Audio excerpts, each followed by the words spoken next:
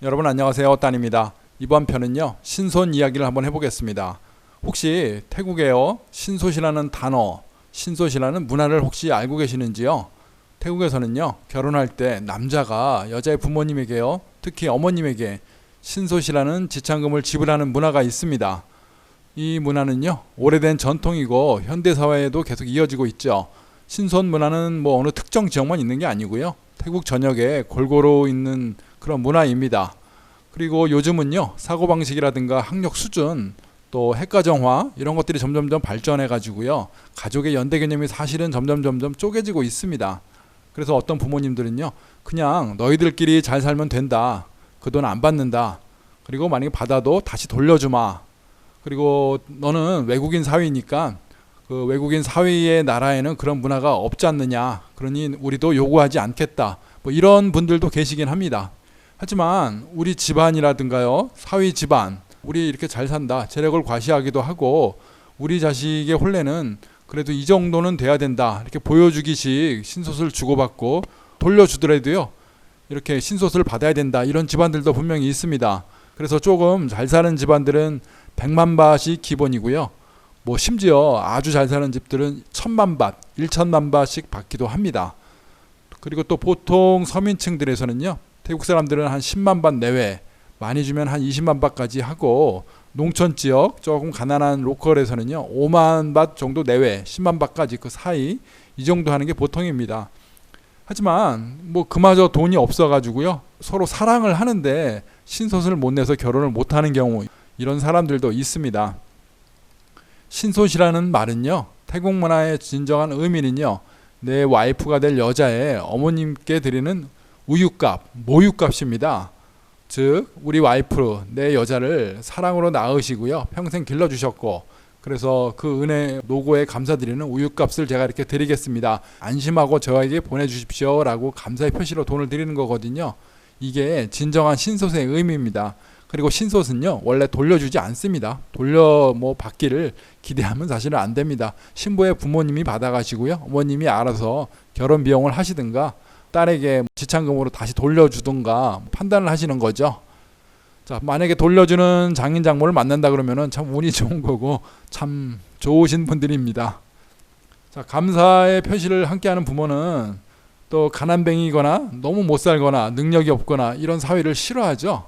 그래서 이런 사회를 좀 거르기 위해서 이 정도의 신솥, 지참금은 그래도 있어야 된다, 너는 지불할 수 있는 능력이 돼야 된다, 이렇게 이제 사위에게 허락을 하는 의미도 있고요. 또 부모 입장에서 가정을 도와야 할 내 딸을 네가 데려가지 않냐, 니들끼리 살 거 아니냐, 그러니 뭐 이 정도는 지불하는 게 맞다, 뭐 이렇게 생각하는 사람도 있을 수 있습니다. 그래서 뭐 여러 가지 이유가 있고요. 그 뜻이라든가 뭐 어떤 뭐 풍습, 이런 것들은요 여러 가지 형태로 나타나기도 합니다. 예전에 이 신솥이라는 이 문화를 이용해서요 사기를 친 태국 여성도 있습니다. 이 여성은요 무려 13번이나 결혼을 한다는 전제죠. 실제로 결혼한 게 아니죠. 결혼을 하기로 사랑을 다 이렇게 나눠놓고 그 결혼식 전날 밤 이럴 때 미리 신솥을 받아갔습니다. 받아가지고요 몰래 도망간, 그러니까 결혼도 안 하고 신손만 내놔라 갖고 도망친 여자죠. 상식적으로 어떻게 13번씩이나 뭐 이렇게 사기를 칠 수 있을까 의심이 들기는 하는데요, 실제로 잡혀가지고 얼마 전 뉴스에 나왔었습니다. 보통 신솥은요 결혼식 날 당일날 그 신부 측에서 접시라든가 쟁반 위에다 돈을 쭉 이렇게 둥그렇게 펼쳐놓죠. 하객들한테 이제 보여주는 거거든요. 그런데 이제 보통 이 신솥을 드릴 때는 보통 전날 밤이라든가요 신속 갖고 또 결혼 비용을 쓰는 집들도 많기 때문에 미리 드립니다. 사회가 미리 드릴 때 저도 그랬습니다. 미리 이제 하루 전날 밤 장모님께 무릎을 꿇고 제가 이렇게 돈을 드립니다, 감사합니다 하고 저는 돈을 드렸고요. 부모님께서는 또 두 손으로 그 어머니와 아버지 두 분이 직접 이렇게 잘 받아가지고 고맙다, 이렇게 결혼식에 사용하겠다, 이렇게 말씀하시기도 하셨거든요. 그래서 이렇게 태국에서는요 신솥을 좋은 문화로도 남겨 있고요, 또 어떤 사람들은 저렇게 악용하는 나쁜 범죄로 사용하는 이런 것으로 또 나타나기도 합니다. 저는 결혼식 때 신솥으로 20만 바트를 드렸습니다. 아까도 뭐 말씀을 드렸다시피 이제 태국의 보통 사람들, 가난한 뭐 농촌들 5만 바트도 있고요, 또 보통 사람들 10만 바트 이 정도 하는데, 저는 뭐 외국 사람이긴 하지만 뭐 그렇다고 많이 드릴 수는 없었어요. 저도 이제 설득을 했죠. 한국에는 혼수라는 문화가 있습니다. 결혼식 하면요. 뭐 남자는 뭐 살 집을 뭐 마련하는 경우도 있지만 여자들은 올 때 예단값부터 혼수 비용을 갖고 와가지고 살림도 사고 이렇게 합니다라고 말씀을 드렸고요. 대신에 이제 우리 와이프는요, 한국에 살 때 뭐 돈을 갖고 올 수 없으니까 그냥 맨몸으로 오면 되니까요. 뭐 저도 뭐 신솥은 조금만 하자, 형식상만 하자, 뭐 이렇게 말씀드렸어요. 그래서 그 20만 밭 가지고 실제로 결혼식을 진행하는 비용으로 다 충당을 한 거죠. 그게 뭐 얼마나 뭐 큰 돈이라 돈이 남아가지고 부모님께 선물로 드릴 수 있는 그 정도 액수는 아니었고요. 또 당시에 저는 부모님이 한국에서 직접 비행기 타고 오셨습니다. 제 결혼식 때. 집사람 처갓집 동네가 이산 우돈탄이거든요. 우돈탄이까지 약 4일간 이쪽에서 밴을 빌려가지고 여행도 같이 가셨습니다. 가면서 이제 뭐 구경도 하시고요. 우돈탄에서 뭐 호텔도 뭐 예약을 하고 식대도 그 돈으로 다 사용했고 집사람이 다 지불했죠. 처갓집에서요. 그 제가 드린 20만 밭으로 다 비용을 했습니다. 물론 뭐 동네 잔치도 이틀 한 것 같아요. 이틀 정도 뭐 사람들 다 불러놓고요. 아침부터 저녁까지 계속 뭐 마시고 먹고 음식하고 비용들을 아마 20만 밭 갖고 빠듯하게 다 쓰지 않았을까 뭐 이렇게 생각도 듭니다. 대신에 저는 예물 뭐 이런 거를 집사람한테 그래도 좀 주고 싶었죠. 그래서 한국에서 제가 한국식으로 다이아몬드 반지하고 금 뭐 조금 일부를 집사람한테 시계하고 선물로 줬습니다. 뭐 집사람도 마찬가지입니다. 갖고 있던 돈 탈탈 털어서요. 결혼할 때 지참금이라고 아주 조금밖에 없었거든요. 그 돈을 갖고 와가지고요. 제 다이아몬드 반지, 예물 반지 정도는 선물해 줬습니다.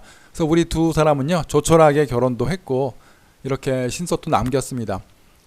그런데 제가 결혼식 때는 이제 신솥을 20만 밭밖에 못했다. 뭐 어떻게 보면 못한 거죠. 조금밖에 안 한 거죠. 근데 동네 사람들이 아무래도 사람들이다 보니까 관심이 많았겠죠. 저 외국 사람, 한국 남자는 도대체 얼마를 했을까? 아마 이런 것들을 궁금했을 거예요. 또 모르긴 몰라도 처갓집에서도 조금 그래도 좀 보여주기식 뭐 이렇게 했으면 좋겠는데 제가 뭐 크게 돈을 낸 게 아니니까 아마 뭐 못했을 것 같은데요. 당시에 저는 20만 밭을 했다 이렇게 사람들이 알고 있을 거라고 생각을 했었습니다. 근데 나중에 들리는 얘기로 해요. 집사람이 재미난 얘기를 해줍니다. 동네 사람들이요. 제가 신솥으로 200만 밭을 냈답니다. 20만 밭이 아니고 200만 밭이랍니다. 그래서 왜 그렇게 잘못 전해졌냐라고 했더니요. 나중에 이제 저희들이 결혼하고 태국에 와가지고요. 제가 집도 사고 차도 사고 그 비용이 수백만 밭 들어가니까 사람들이 아마 그때 그 신솥을 200만 밭 정도 받지 않았을까 이렇게 자기들끼리 소문이 났답니다. 하여튼 뭐 재밌는 얘기죠. 가끔씩 보면은 한국 분들이 신솥 때문에 고민들을 많이 하시는 것 같아요. 뭐 어떤 분들은 뭐 2천만 원 3천만 원, 뭐 100만 밭, 실제로 100만 밭을 하시는 분들도 계시는 것 같아요. 근데 제가 보기에 태국에서 100만 밭 정도 한다 그러면은 잘 사는 사람들입니다. 그리고 또 혼수가 무슨 실제 금액 액수를 떠나서요. 좀 보여주기식, 아까 말씀드린 대로 우리 사위는 이 정도 규모가 됩니다라고 보여주는 뭐 그런 것도 있거든요. 그래서 제가 봤을 때는 조금 잘 산다라고 사람들이 생각할 때 100만 밭 정도를 보여주면은 그냥 괜찮게 잘 사는 사람들이구나 이렇게 판단하는 것 같습니다. 그리고 정말로 잘 사는 사람들, 정말 부자들이 있거든요. 이런 사람들은 뭐 말할 수도 없죠.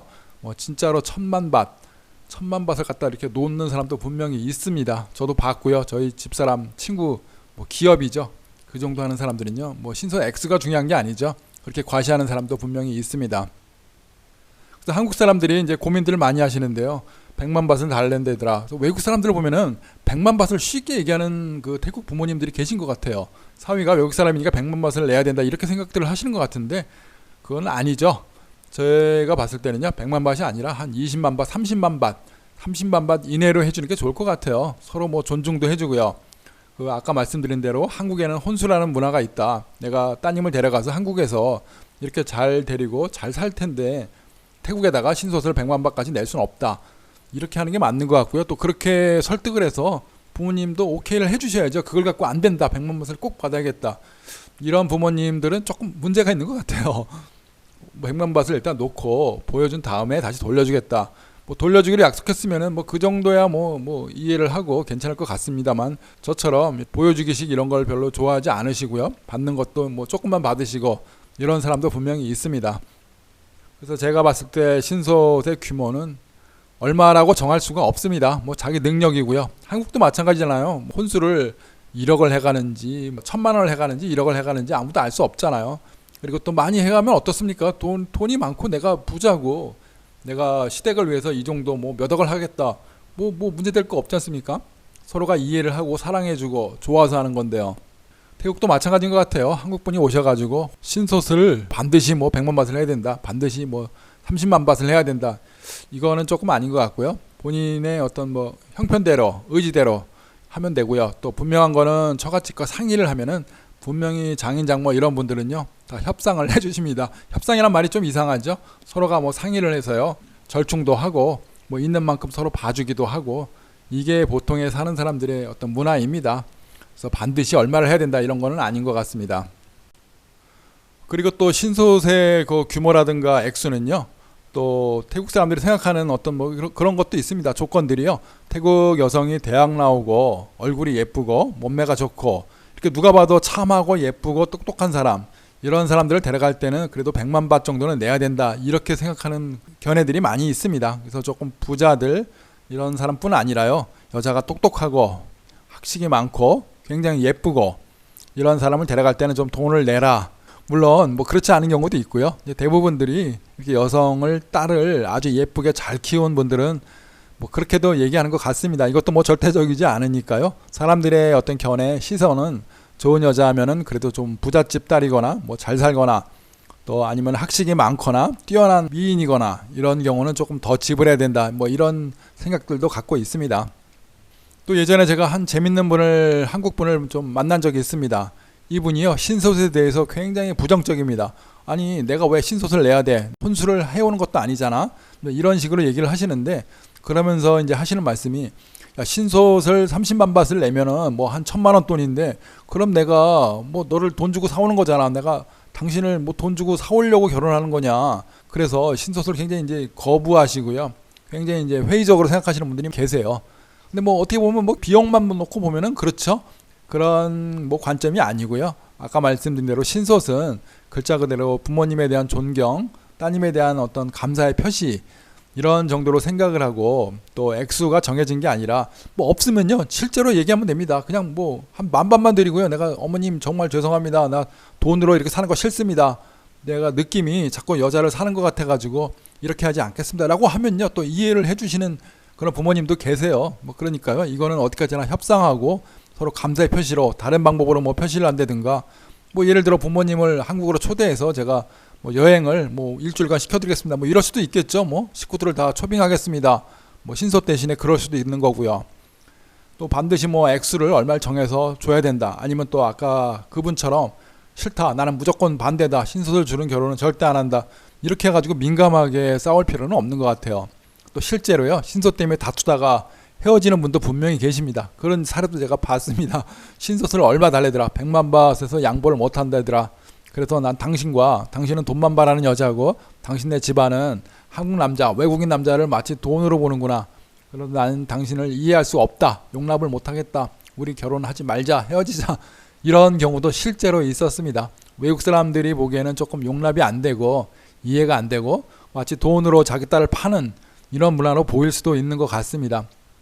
하지만 뭐 신솥은요 태국의 전역 모든 사람들이 갖고 있는 풍습이고요. 점차 뭐 사라지기도 하지만 이게 뭐 지역적 특성도 아닙니다. 전국에 다 있는 문화 풍습이고요. 잘 사는 사람도 뭐 신솥이 있고 못 사는 사람은 못 사는 나름대로의 또 신솥이 다 문화가 있습니다. 그러니까 그런 부분을 조금 이해를 해주시는 뭐 접근이 좀 필요할 것 같고요.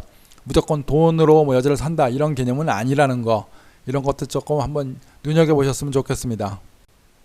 만일 제 이 동영상을 보시는 분들 가운데요 혹시 또 실제로 결혼을 하시는데 신솥 때문에 문제가 되시는 분들 계실 수 있죠. 혹시라도 만약에 우리 장모님은 신솥을 절대 양보 못합니다. 100만 밭을 무조건 달랍니다. 그 이하로는 절대 못 깎아준다.